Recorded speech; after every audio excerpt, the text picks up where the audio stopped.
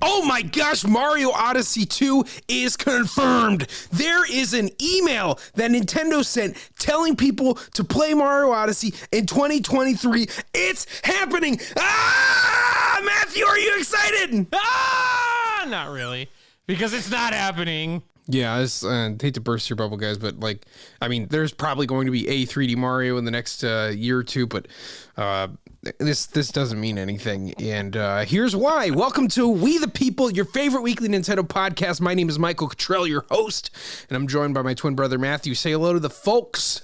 Yo, it's We the People. So anyway, we're coming in hot with this news. Nintendo sent an email. Yo, let's go! You know what I think of is when that scene from SpongeBob where Mr. Krabs is on stage and he announces. I think he thinks he's about to announce him, and there's a bunch of memes about it. But he's like, yeah, and just starts going crazy. And it's Nintendo sent an email, yeah. As if that means anything. I really don't understand the quantum leaps that Nintendo fans always take, but I'll let you kind of set the table here. Yeah, so Nintendo sent an email, and this has been widely reported now, but a lot of people don't even have the email, which is kind of the funny part of all this. But we'll get into that in a minute. But, the email says the long and short of it is Mario's debut adventure on Nintendo Switch was his most unique one yet. And it's basically encouraging people to go back and play the game. Now, I don't know who was getting this email and who wasn't. Michael, it's all the family members of people's uncles who work at Nintendo. Well, I think honestly my honest guess at why this email is coming out is because they probably have, it's no secret in the gaming industry that most people do not finish the game, which is not a surprise at all. Not everybody has, 50 hours to put into every game that they pick up, or, however much you would need for Mario Odyssey. That is no secret. Give me any game, and if it's longer than 30 minutes, most people haven't beaten it. That is just a fact. Now, for people on Nintendo's email list, I'm curious to see if the people that they're sending this to have Mario Odyssey save data, but maybe they haven't put more than 5 hours into it. Maybe they have it in their cart, but haven't clicked purchase yet, or it's on their wish list or something like that. I imagine there's some trigger to this email that is the purpose behind them sending it, and not necessarily, cryptically teasing Mario Odyssey 2. Or some people are speculating Mario Odyssey DLC. I mean, sure, why not? I could see that, but I don't know. What's your take on this, Matthew? I just don't. Here's my thing is I don't really understand the logic of Nintendo's going to advertise you a game if they're right about to release a sequel to said game. Wouldn't you be mad if you were a consumer and you're like, oh man, Super Mario Odyssey, I never played this. Let me go spend my hard-earned $60 on this, and then a week later they're coming out with another game. That just doesn't make any sense. But I also want to dive in a little bit and just look at the history of how many times has Nintendo done things like this where they've had a news article about a franchise or an email sent out about a game, or they start promoting a game that's been out for a couple of years. How many times has that directly correlated to a sequel of the game that's being talked about? I don't think it's very often. I think usually they just realize that, hey, in this case, Super Mario Odyssey has sold 30 million copies or something absurd like that, or pretty darn close. They just realized that this game has legs, and listen, there's always a good opportunity to advertise a Mario game. We see Mario Kart 8 Deluxe has been out for, I don't know, when did it come out on the Wii U? 2014 or something? That game's been out for almost 10 years, and it's the best-selling game on a new console. I just think it's never too late to advertise a Mario game for Nintendo, at least in their eyes. But then we also have to understand that there's so many things that Mario has coming its way. The Universal Studios Park in Japan just opened not that long ago. I think the ones in Florida and Hollywood are not too far off, if I'm not mistaken. But on top of that, we're 3 months away from the Super Mario movie? Not even 3 months away. if that's not a cause to advertise a Mario game, I don't know what is. And people are also forgetting this, and I know I'm going into a million different points here, but there was also recently an advertisement for not just Super Mario Odyssey, but for new Super Mario Bros. U Deluxe. Switch Deluxe, whatever. Or yeah, U Deluxe. That's what it is. I can't even keep up with it anymore. But also Mario Kart 8 Deluxe. And so I'm like, okay, does that mean Mario Kart 9 and new Super Mario Bros. U 2 is about to come out? Like, I don't know. That's just, I just think this is always one of those things. Like, if a Nintendo fan knows how to do anything, it's to blow speculation way out of proportion. Like, think about whenever the trademarks are renewed. Like, that's like that. Oh my gosh, they trademarked King K. Rool. It means King K. Rool's coming to Smash 4. Wait, he's a Mii costume. What? Nintendo would never go overboard trying to protect their intellectual property. Everyone knows that. The only reason they could be doing legal paperwork is if they have a new game coming out. But yeah, I mean, this comes like a year, like more than a year later than the survey rumor, which was like, oh my gosh, you probably won't. This is where it was shared. You probably won't believe me, but I did an online survey on several ideas for video games. One is Super Mario Odyssey 2, and one is a new Sonic game set in the Starfall Islands. And you know, a lot of the Sonic stuff ended up being true, but like, whether or not the survey's even true, like, this doesn't really mean anything. Like, of course they do market research to see how receptive people would be to ideas. Like, of course they do. And you know what? If the surveys, you know, if they collect data from the survey that suggests that this game's not necessary yet, or this game isn't a good idea, then they're going to obviously do what they will with that information. But yeah, in this case, I think they're just sending out an email letting you know that Mario's on your Switch ready to be played. I don't think there's much more to it. Now let's talk about the question that comes up with this, where I see this like every other day. Like, where's Mario Odyssey 2? Where is it? I don't know. Where could it be? And I wanted to talk about that because Mario games, specifically of the 3D variety, have a very like regular cadence of how they come out, and I think there's reasons for that. So we had Mario 64 on the Nintendo 64, very successful, sold almost 12 million copies on a 32 million selling piece of hardware. So like, well, about 1 in 3 people had Mario 64.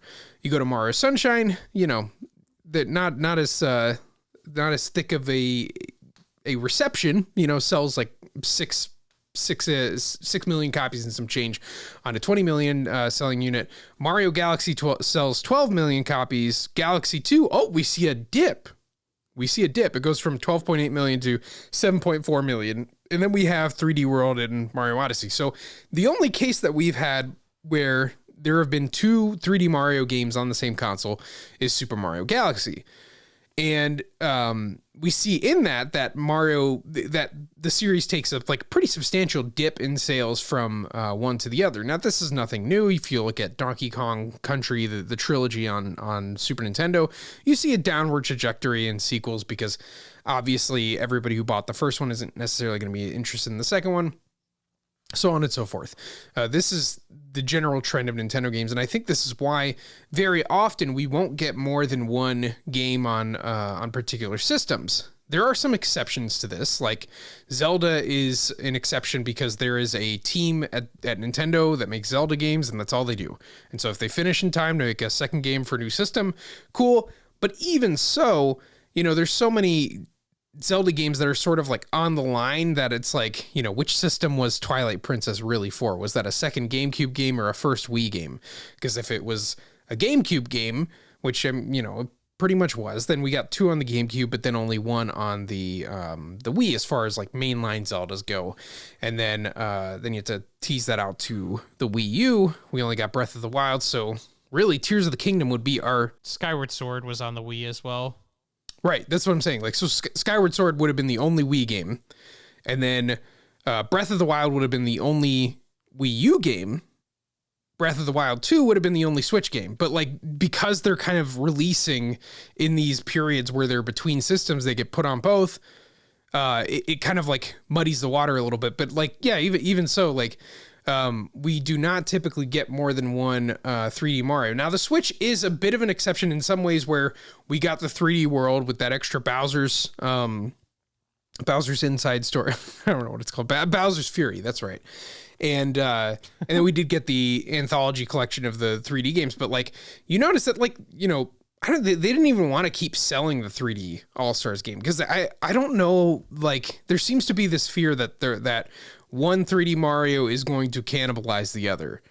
That's my best theory at it. But now that we're in the HD era, it almost doesn't matter, because by the time Mario, let's say they started working on Mario Odyssey 2 right after they finish Odyssey, that's going to take 3 to 5 years. That's either coming at the tail end of the Switch's life or at the beginning of a new system. And if you have a choice of like release windows, like at the end of a system or at the beginning of another, Nintendo's going to choose the beginning of the other, because ultimately they're winning the game when they sell consoles, not necessarily when they sell copies of games. Copies of games are very nice, but if they can get a gigantic install base, then that really just greases the wheels for all the money that they get with accessories, all the money that they get with third parties, all the money that they get with through the eShop. And so like, that's really kind of the bigger game of like being a platform holder, and why I don't think that I think that's why we haven't gotten a Mario Odyssey 2. The other exception to this was Splatoon, but you know, Splatoon is kind of an interesting case where like, you really call those I'm going to get some comments for this. Can you really call those sequels, or are they just like expansion packs? I mean, they kind of work like the way that Destiny will, where they'll come out with like a new chapter and you got to pay your $30 or whatever to get it, or like the way that Guild Wars used to run. Instead of having you pay a monthly subscription to the online service, you would just buy every new expansion. I kind of feel like that's what Splatoon's doing, because they just gut the first game, then the second one comes out. When the third one's ready, they gut the second game. But yeah, I mean, it is an exception nonetheless, though. It is an exception nonetheless. It's reminiscent of games like Call of Duty, and then all the sports games like Madden and NBA 2K, and it feels like that, where yeah, it's a new game technically. There's not a very distinguishable difference between the two. But it is technically new. But I think Nintendo has a lot of valuable data on why this usually isn't a good strategy for them. And I think it's different in the case of Splatoon, because anytime you have a massive multiplayer online game, I think the standards for that are different, because we've seen, as far as our other companies do, you know, they just want to pump those out as quickly as possible. But, you know, I think for a game that's a single player experience, I think in a lot of ways, like what we referenced Super Mario Galaxy, I think to the average consumer, they don't feel like they're getting anything different, you know, from the first game to the second game. Whereas at least with a game like Splatoon, it's online and it's multiplayer. And so, you know, what happens is the install base leaves the previous game for the new one. And so if you want to keep playing the game online with other people, you're going to have to move to the new game. So I think that's why it kind of works out that way. But like I said, I think Nintendo has valuable data on why, at least for single player experience games, this isn't a valuable strategy. Because you mentioned The Legend of Zelda, and it's funny because even referencing, you know, Twilight Princess and Skyward Sword, you and I have talked about this plenty of times before, but you know, Twilight Princess sold almost 10 million copies, you know, really successful game. You look at Skyward Sword and it sold below 4 million copies. And you know, I gotta throw in like a bit there. The Legend of Zelda Skyward Sword was possibly the most heavily and aggressively marketed Zelda game I've ever seen in my lifetime. Like they went hard with the anniversary celebration.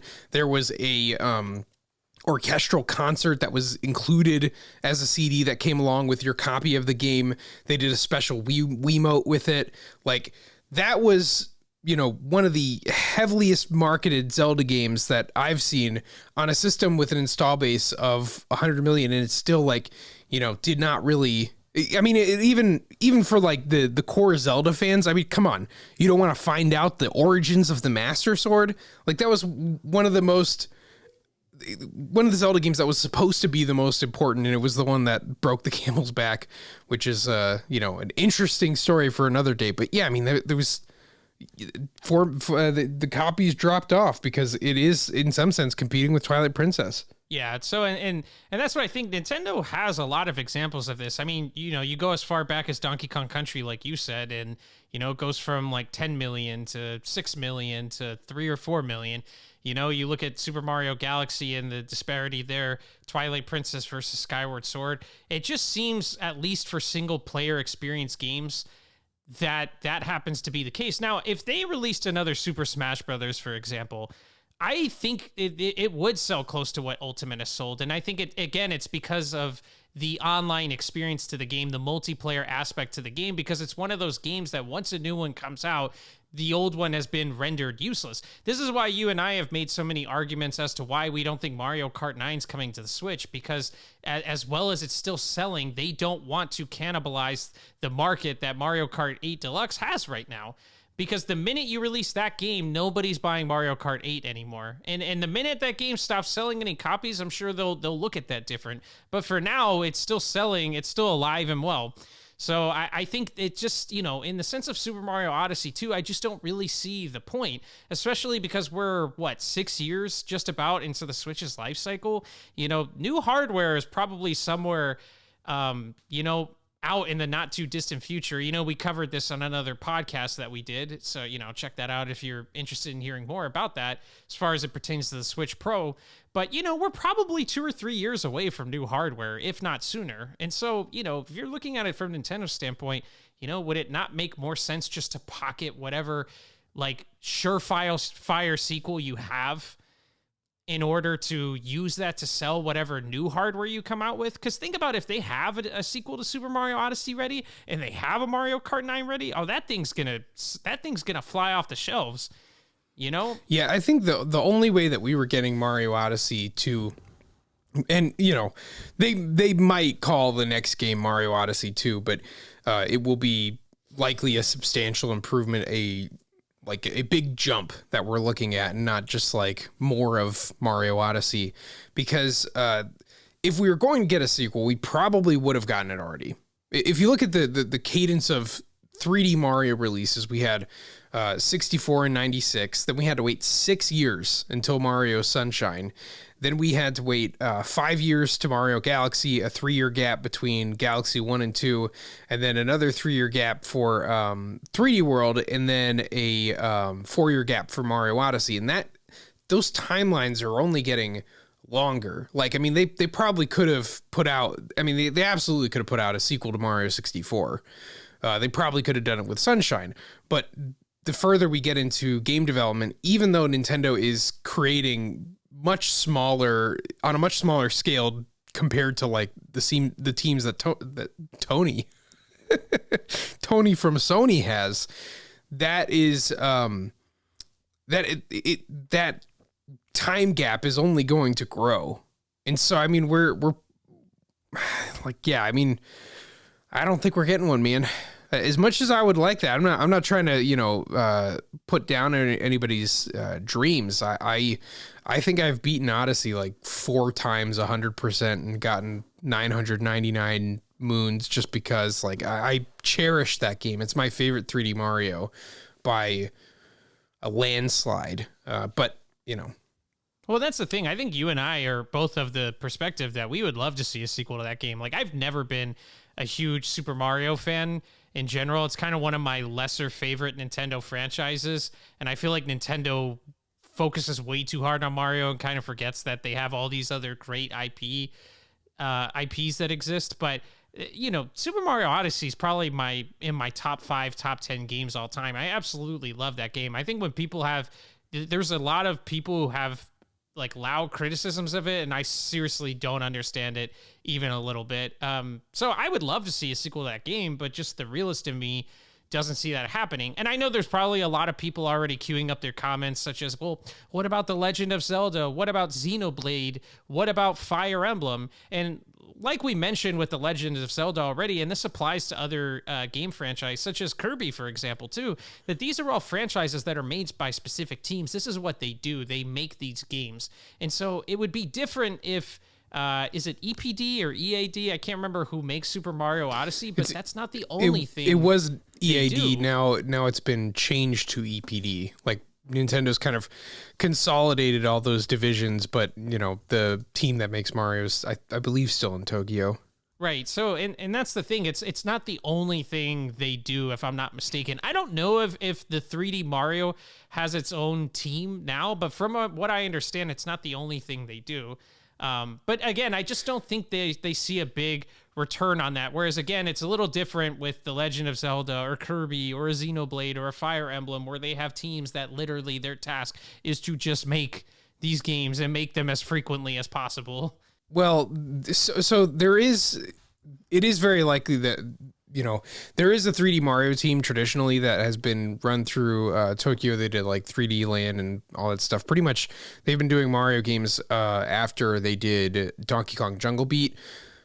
I feel like they are making the Donkey Kong games now, but also like I don't think Nintendo would have any problem with like kind of giving them more staff and more resources to be able to create more than one game at a time, because it does seem like sometimes with that turnaround from like Galaxy 2 to 3D World, like that's pretty incredible that you can make like an HD game in 3 years. But yeah, and there's another example that's coming to mind that you're mentioning of an exception to this kind of unwritten rule is Fire Emblem, and the reason that is happening is because Intelligent Systems isn't owned by Nintendo. So I mean they do what they want, and obviously they have much more of a stake in the game of selling games rather than selling systems. So of course they're going to double down on Fire Emblem if it's working, Right, exactly. Yeah. So and that's why I think it's just, there's outliers that there's, I think, good reasoning as to why it works a little differently than it does in this case, which again, I think Nintendo has valuable data as to why this probably isn't the most profitable path for them to pursue. But I do want to pose two questions to you, sir. One being, what do we actually think they're advertising Super Mario Odyssey for again, or just Mario games in general? And the other part of this question I want to ask is, what do we actually think the studio that did develop Super Mario Odyssey is up to? I personally think that the reason for new Mario advertisements is just everything's gearing up for this movie. I think so much of what Nintendo wants to do in the future hinges on the success of this film. I think if this film doesn't do well, there's going to be changes as far as the direction Nintendo's wanting to go in. But I think Nintendo has a lot on the line for the success of the Mario movie, and I think they want to do everything in their power to help advertise this. So that's really my main reason as to why, because again, people are focusing on the Super Mario Odyssey film, but I've seen other advertisements from Nintendo recently. I think there was a story on Instagram that also mentioned New Super Mario Bros. U Deluxe and Mario Kart 8 Deluxe. And so I don't think there's the special exception for Super Mario Odyssey.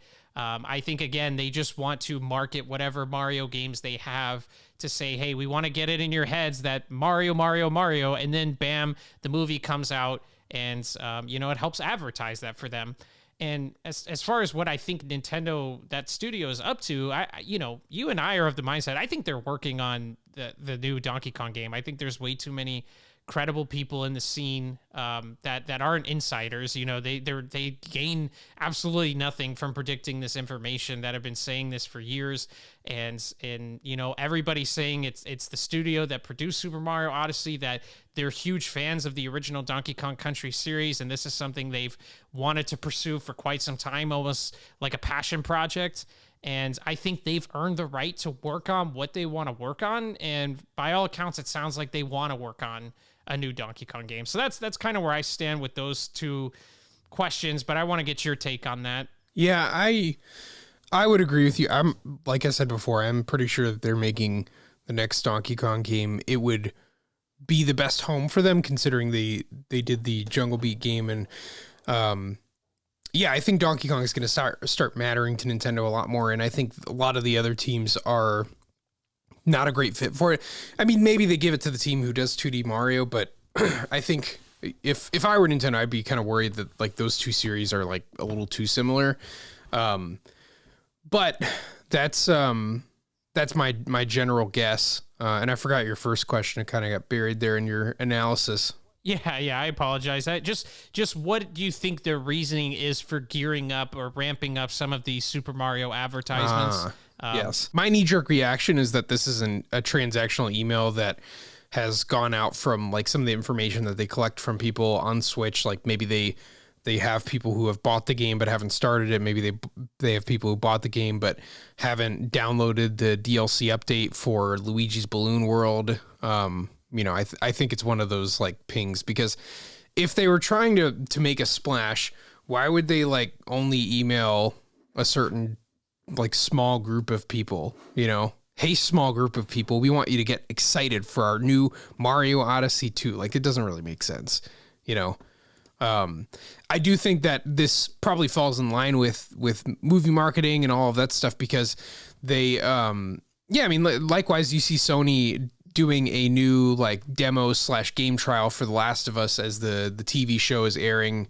And yeah, I mean, people just want that cross-sectional marketing. That's the whole point of giving Mario a movie in the first place, is that it's going to make a bunch of money itself and it's going to get some people to buy more Mario games.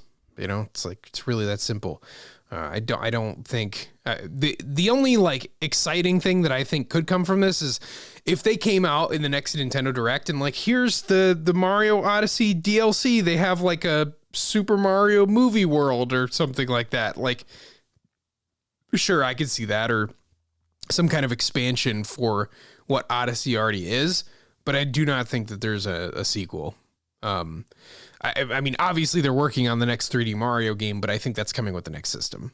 And I just don't think, I just think historically, when has Nintendo ever hinted at what it is they're making? I just don't think there's any precedent for this.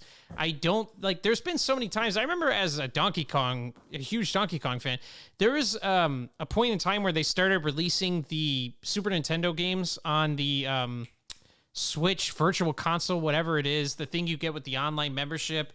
They started making Switch news posts, like one about like Donkey Kong's entire history. And I remember me and a lot of other fans were saying, man, they're gearing up for it. I feel it. It just feels like the timing's right, especially with all the rumors. And then nothing happened. It doesn't mean that game doesn't exist, but I just don't think Nintendo is like, all right, guys, we're about to drop this bombshell. Let's start like throwing little hints so that let's email a tiny group of YouTubers people. have... Well, it's just like, let's start throwing little hints so YouTubers have something to make content around. Like they've never operated like that. And it, you know what? And this is going to segue into something else for me, but I need to get your take on this as well. But this is what I'm afraid of now, because I think because we're getting these hints, because we're getting a Super Mario film, I think a lot of people have it in their head that Super Mario Odyssey 2 is a game that's being made and it's on the horizon in the near future. Are we going to have people like, let's just say the studio, the game that the studio is actually working on is a new Donkey Kong, like you and I believe. Are people going to lament that game and be unhappy with it and not want to purchase it because it means that no sequel to Super Mario Odyssey is coming out anytime soon? Because I'm really starting to get afraid of that, because this just feels like Tropical Freeze all over again. After Country Returns came out, all the Metroid fans were like, hey, yeah, that's cool. All right, Prime 4, baby, let's go. And then when Donkey Kong Country Tropical Freeze was announced, that was the whole... Honestly, that contributed to so much of that game flying under the radar in my eyes. It was just bad press, because even all these people worked for companies like IGN were just, this is not the game we need right now. And I don't know. I mean, I don't think it's a foregone conclusion, because we haven't had Donkey Kong in so long, and it's not like they made Donkey Kong Odyssey. Now they're making Donkey Kong Odyssey 2. But I just have this fear, this PTSD as a Donkey Kong fan, that if the next game from that studio is a Donkey Kong game, that people are going to be upset because it's not Super Mario Odyssey 2.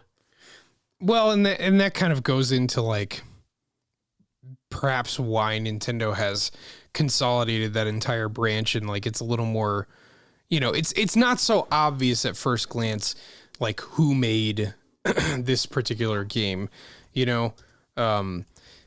they're, especially with like, I mean, of course, with like an outside company like Intelligent Systems, Retro Studios, HAL Laboratories, it's like, okay, like people are going to see that. But I mean, even the general populace is like, Nintendo, why do you keep making Kirby games? It's like, because the guys who own Kirby, aren't owned by Nintendo. They want to keep making money. Nintendo's not like, hey, you want to make a Mario game too? I mean, maybe they did, but anyway, like you'll see in like the Wikipedia pages for like Animal Crossing New Horizons that it just says Nintendo EPD. And you kind of have to dig if you want to know like exactly who in there is creating what. And so yeah, I mean, that's possibly why that is. And that's why I feel like such a blowback wouldn't happen, because with Metroid and Donkey Kong, like it was immediately understandable, like, okay, this is Retro Studios that's making the game. But with this, it's like, honestly, when they announce it, like, unless they specifically say this is the Mario Odyssey team, or there's some kind of tell that we can see of it, like, you don't know if it was that team or the team that made Labo or the team that made Animal Crossing or the team that made Pikmin, And that's another, I mean, you look at what all those teams have put out lately, and that's another reason why I think that the Donkey Kong team is now residing in Tokyo. But that's just a theory, a game theory. Yeah, and it's funny because a lot of people forget that it wasn't their first, that team that went on to make Super Mario Galaxy, wasn't their first project together, Donkey Kong Jungle Beat. Like, I'm pretty sure that was their first big title. And it's so funny because if you have played Jungle Beat, you'll see that Mario Galaxy is you can tell it's made by the same people. There's so many similarities in how those games work. Obviously, one is a 2D side scroller, the other is a 3D platformer. But just even the way the boss fights work, where you get a couple hits on them and then you see them almost morph into like, this is round 2 with the boss. There's some physical characteristic of the boss that's changed, and now they're faster or they're stronger or they do something slightly different. That all came from Jungle Beat. And I know a ton of people didn't play that game. I can't remember how much it sold, and then they resold it on the Wii. But, it was kind of the first time Nintendo tried to rebrand Donkey Kong after the Rare buyout. And, but that game carried on big time in what the Super Mario 3D games went on to become. And so, I don't know. I think it's almost a callback for them where, hearing the rumors that, they're huge fans of the original Country trilogy. They did Jungle Beat. I'm sure, people in there have changed. Like, not everybody who worked on Jungle Beat is working there now, but, I think there's a reason to the madness, So I don't know, but I'm just fearful of that reaction happening because, man, if there's one thing Nintendo fans get really mad about, it's that if you're not making the 27th sequel to something versus making a new game or a sequel to a game that hasn't been around for years versus making the 15th Mario game we've had this year. It's just, there's something about Nintendo fans I think are very, they're like the people who eat out and they always eat the same meal at the restaurant they go to. They never try anything different, Yeah. I mean, that's... Yeah, I don't know. I don't think it'll be the same thing because also like Metroid. I'm gonna get more mean comments in this one, but it's just Papa's got to tell the truth. I'm put up here. They made me swear on a Bible to tell the truth and nothing but the truth. Like Metroid fans are the loudest and the loudest fan base that doesn't actually go out and buy the game after. The pure example of like, just how much Twitter matters in real life. Like, another Donkey Kong game. I was going to, post about Metroid Prime on the internet and then not buy it. But yeah, apparently they also did Captain Toad, which is interesting. I don't think that'll get a follow up anytime I want to soon. add to your. I want to add to your Metroid comment, and I know it's a little different for Prime, and we're both huge Metroid fans. Like I love Metroid. I probably love Metroid more than you do. Like I like the 2D ones more. Beat all. Yeah, and whereas I like the Prime games more. Like the Primes were my jam. Like I absolutely adore those games. Even though the second game to me, there's so many frustrating aspects of it, but still an amazing game nonetheless. And I hate that the third one you have to control with the Wii remote. I swear I wish you could just play that with a regular controller, but I digress. But we say this as huge Metroid fans, but I think it's even evident in Metroid Dread. Now, listen, Metroid Dread sold well. Like it sold over 3 million copies, maybe over 4 million, which is nothing to scoff at whatsoever. You know, it's better than, you know, games like Xenoblade. And I don't know if it is sold better than Fire Emblem Three Houses, but it's kind of in that range. But, you know, again, we always talk about the boost Fire Emblem gets these days with all the advertisement it gets from Smash, and the fact that every Fire Emblem character in Smash is always like at least competitively viable. None of them are like bottom tier, you know, even the ones that are as bad as Ike, they're still playable. And so I think a lot of people play those characters for that reason, and that, you know, evolves into the interest in the series and wanting to try out the games. So you think Metroid doesn't benefit from that the same way Fire Emblem does. But even despite that, Metroid Dread sold over 3 million copies, if I'm not mistaken. Yeah, well, so so Metroid Dread is at 2.9 million copies so far, which is great considering it came out, I think, what was it, 2021? Yeah, so that was late 2021, as opposed to Fire Emblem, which came out, I think, 2018, or was it 2019? It was probably 2019. It wasn't the same year as Smash. It's 2019. So yeah, I mean, it's catching up. I think by the end, maybe it beats Fire Emblem Three Houses. But you know, it's like, I think that the problem with Metroid in like getting consistent games is like Nintendo was making them internally, but it's like now that Nintendo has Animal Crossing and they have Splatoon and they have their casual market with like Ring Fit Adventure, it's like they don't want to make another Metroid, which was great that Mercury Steam came into the picture.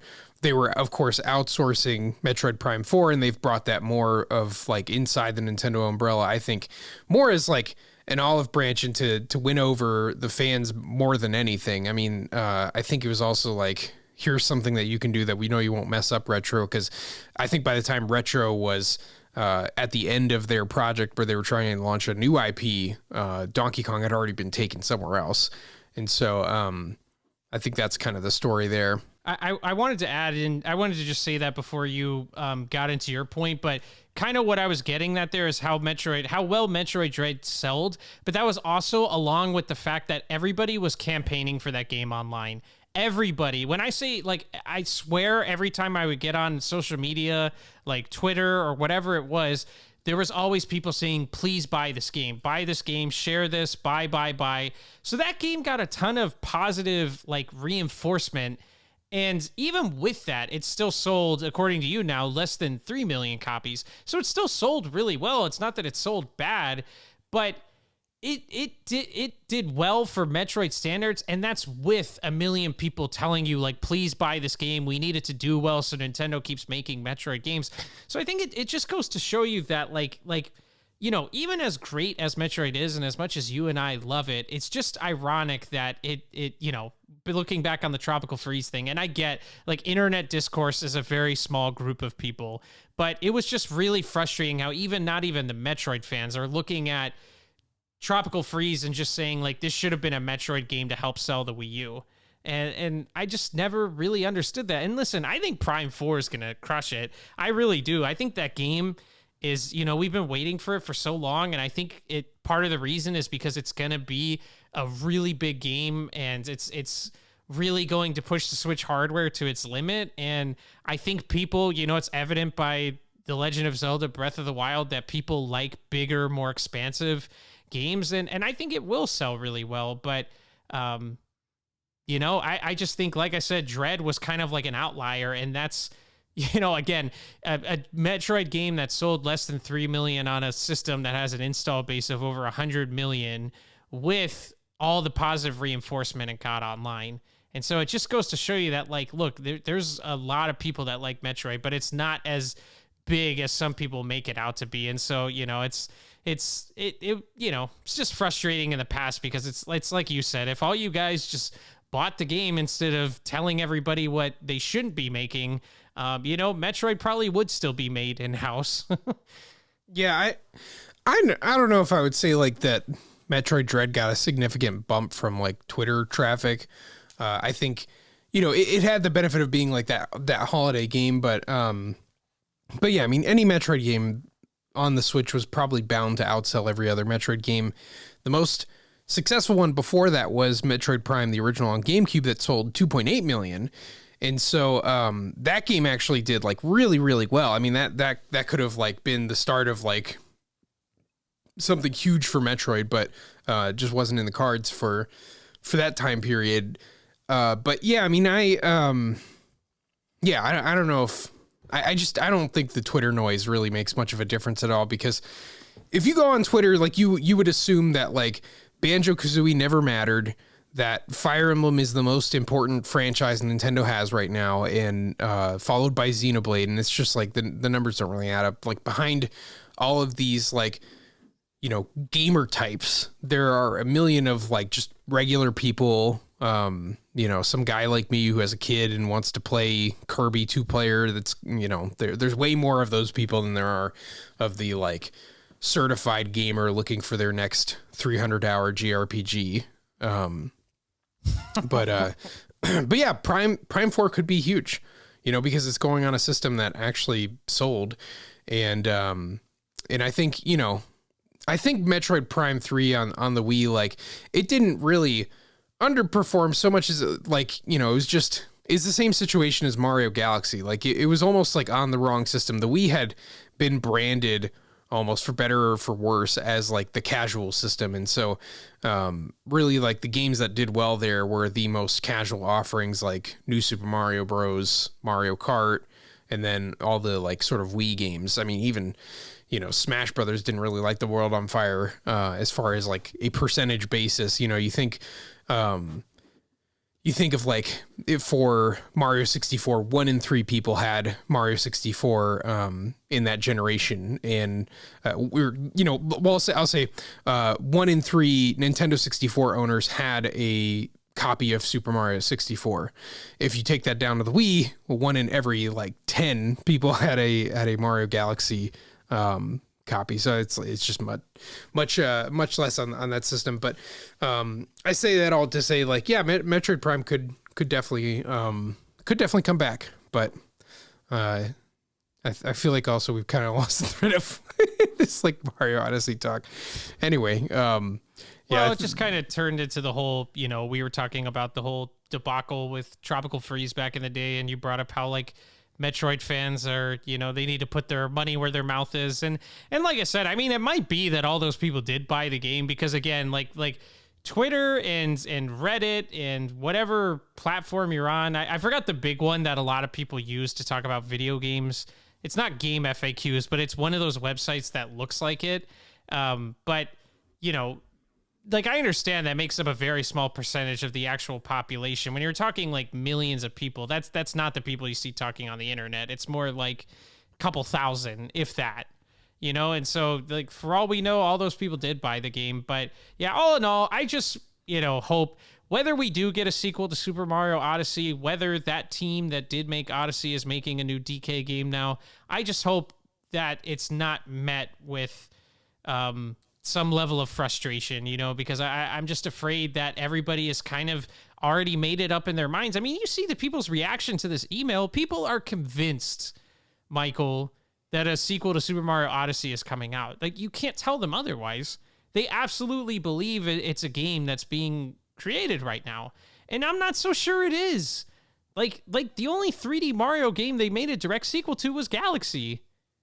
You know, and as successful as Mario is, heck, I'm surprised they never did Mario Galaxy 3. They just decided, let's go to Odyssey now. You know, like they never really, it's kind of unprecedented for them to do direct sequels to 3D Mario games. And so I just don't want people to be disappointed if they're not actually making a direct sequel to that game. Yeah, I think that, I mean, obviously we're going to get another 3D Mario game, and it'll be sooner rather than later with us being like closer and closer to the Switch launch. I'm sure they started working on it like, yeah, around the same time as like they stopped working on Odyssey. I'm sure they were starting pre-production like immediately. But what I would say about just the prospect of like Mario sequels and, you know, why they don't do them is like, you know, you got to think about like, again, like what their mission is to get as many consoles out in the wild.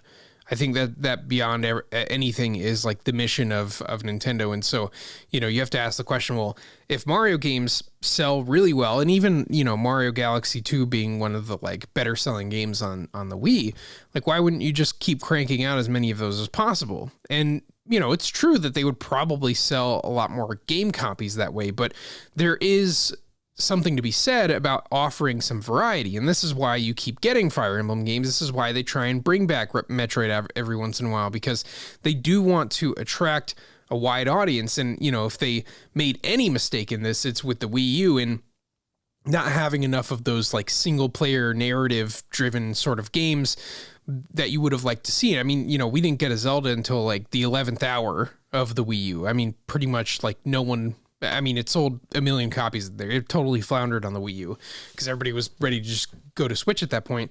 So it was definitely missing games like that on the Wii U. And I think that was a lesson to them. You know, let's have like a diverse offering of first party titles. So even if the third parties do leave us behind, we have a lot here, like really something for everybody. And that's why there's some value in like, you know, even to the point of like having Mario and Kirby and Donkey Kong. It's just like, it just adds a little more spice and variety. And they have plenty of other Mario spin-offs to like make much more easy money than all the work that goes into another 3D adventure. And I don't even think, you know, here's the hot take that I'll end with. I don't even think you want that. I don't think you want a Mario Odyssey sequel, because as much as you say that, the thing that makes these Mario games special is because they feel legitimately fresh, because we haven't seen one in like 3 to 6 years every time one comes out.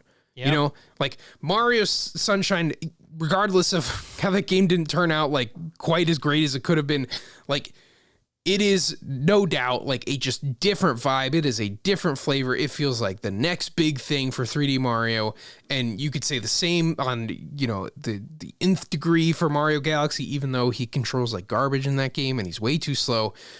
That's a discussion for another day. But it's like, you know, the scale and the music and, oh man, it's great. And then 3D World, like for all that you might not like about it because it's not an exploratory game, like it did really elevate things. And if, you know, I think that's why Odyssey could have been was as successful as it was, is because, you know, that graphical jump or that jump to like a super fresh new idea like needed to happen because the graphics weren't going to look very different and Mario wasn't going to control a whole lot different if they didn't make it more of a like slow paced exploratory game. And so I think that's where that like hat catching mechanic worked so well. But like, I don't even think that's going to be back for the next one. And I don't even think that's what you want. Now, wanting some more like Mario DLC, some Odyssey DLC, that would have been cool. And, you know, Nintendo, this is why you need to pay me millions of dollars for my wonderful ideas. You could make, like, you know, Pikmin's coming out. You have a Pikmin kingdom. You know, go get some Pikmin moons. Oh, you have Splatoon coming out? Go to Splatoon World. Oh, you got Donkey Kong coming out? Put Mario in a jungle for one level. It's free ideas, man. It's free ideas. Well, golden bananas instead of moons. Like, I'd be all up on that. They're pretty much bananas as is. Yeah, and yeah, exactly. But, you know, and all I'll say to add to your point, I always say that, like, look at what makes Super Smash Bros. Special. I think, you know, you and I being born in 1991, I know we're old at this point, but we're old enough to have seen every Super Smash Bros. Game that came out as it came out. And I'm telling you, being a kid and seeing the jump from Super Smash Bros. 64 to Super Smash Bros. Melee, and then when Brawl was coming out, Brawl was like incredibly hyped. I mean, like just waiting till like 6 a.m. for those new announcements for when a new character was going to be shown. Who cares about a Nintendo Direct? I'm checking the website at 3 a.m. to see a JPEG. Yeah, we used to.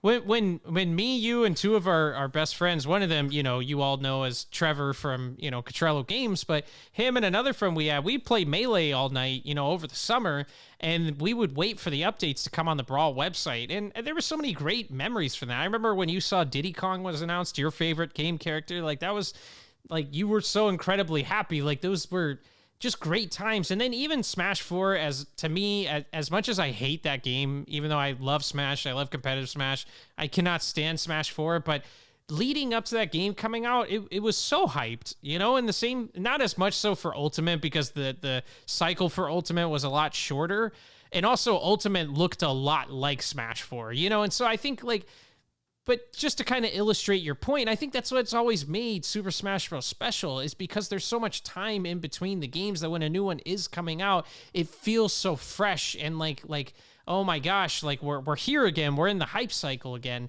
I agree with you. If another Super Mario Odyssey was coming out and it was kind of the same as the first game, it's just the levels are different now, I don't think it would have the same effect. And again, I just look no further than Super Mario Galaxy 2. Listen, I love the first Mario Galaxy. Going back and playing it, I don't love it as much as I remember playing it when I was younger. I don't love how slow Mario is. I don't love some of the challenges they have in those games, like the purple coin stuff. Give me a break. You should just take that out of the game. But I'll say I like the first game a lot better than the second game, because when they did the first game, it felt fresh. It felt new. It felt like Mario's in space. The second game felt like, here's a Mario level that Mario has played in every Mario game, but now you can go upside down. And the game was better. Super Mario Galaxy 2 is a better game. Hold your tongue. But it's just the idea wasn't fresh anymore. It felt like I actually didn't get Super Mario Galaxy 2 right when it came out, but the first game I got on day one, like it didn't have the same effect. And, I don't know. I agree with you. I don't think people actually want that. Like, sure, I think these Mario fans, they would be happy and they would buy it day one and they would play it and they would enjoy it. But I don't think it would have the same effect on them that the first Super Mario Odyssey had. Or at least I know it wouldn't for us. There you have it, folks. Is Mario Odyssey 2 coming out next month? Surprise drop from the Nintendo Direct? No. Is it coming out after the movie does? No, probably not. You might get some DLC. But outside of that, I mean, I don't think we're getting anything, guys. Sorry. I just think of the meme or the moment from SpongeBob where Patrick keeps raising his hand during their band practice, and no, Patrick, Super Mario Odyssey 2 is not coming out for the Nintendo Switch. That's just how I feel about this. Is mayonnaise no, in Patrick? Yeah, is an email a confirmation? Would they be secretly emailing a very small group of people to market the game?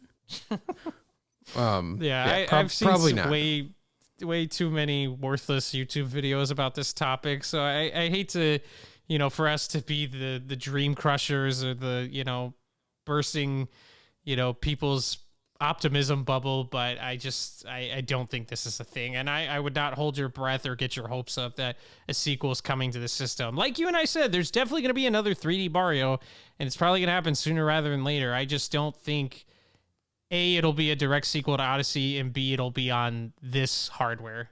Yeah. Yep, that's how it goes, folks. That's how it goes. But enjoy. I mean, we got a stacked year anyway. We got Zelda. Got Pikmin. New Donkey Kong, it's happening. You got Pikmin. Fire Emblem the day that this is going live. This can be my treadmill game. It's like I need something that's not too demanding. I can just in a month too. We got Kirby's Return to Dreamland. Return to Dreamland. That's one of my favorite Kirby games. That game is so underrated. It's not even funny, and I'm so glad they're porting it. I just hate how King Dedede looks. King Dedede's my favorite Kirby character. I do not like the N64 look that they're trying to bring back. Like, he just doesn't really look like a penguin anymore. Now he just looks like a blue bob with kind of a beak. I don't know. I'm not digging it, Michael. Not digging it. Yeah, King Dedede's probably the best designed Kirby character, but I don't know. I like him. I like the chubby guy. I liked how he looked in whatever it was called. What was that game called? Kirby in the Forgotten Land. I sure had forgotten about that land. Anyway, that's the end of this episode. Thank you so much for joining us. Check out the Mario and Luigi versus Sephiroth meme on Twitter, and we'll see you next time for another episode of We the People.